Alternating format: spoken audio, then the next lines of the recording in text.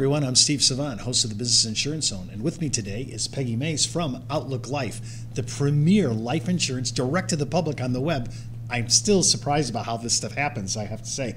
You know, I went out to several of these life quoting shops on the web, and I noticed something that I want to bring up to you because it's kind of painful, and you are really a distinct vendor out there in this regard.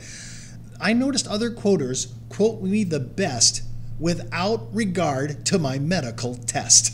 Oh, no. I just don't get it. Yeah. In other words, no matter what my testing is, I get the best quote, and then by the time I come back to underwriting, I might be 2 or 3 or 4 levels down. They gave me super preferred, but I actually wound up getting standard, 5 levels below. You know, and they're giving me the best without looking at the tests. Right. We have a lot of people call into our website or email us or use our quoter and tell us that same thing, that they've been somewhere else and they were quoted preferred, and we're like, well, did they ask you this question about your health? Mm-hmm. They go, no, you know. And so if you aren't asked the questions, I should say, from another agent, the chances of you having an accurate quote are very low.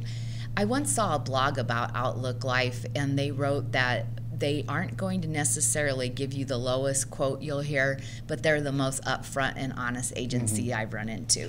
I thought that was a good compliment. That is for a us. huge compliment, especially on a public blog. That's Exactly, excellent. yeah. I have to say, when I've looked at other quote systems and I see the number of not taken offers, it's not because of the medical, it's because they didn't quote the right rate up front. Yes. And that's what you've went out of your way, you and the organization at large have went out of your way to make sure what we're quoting based on the information we've received is accurate, and the client can say, I know what I bought.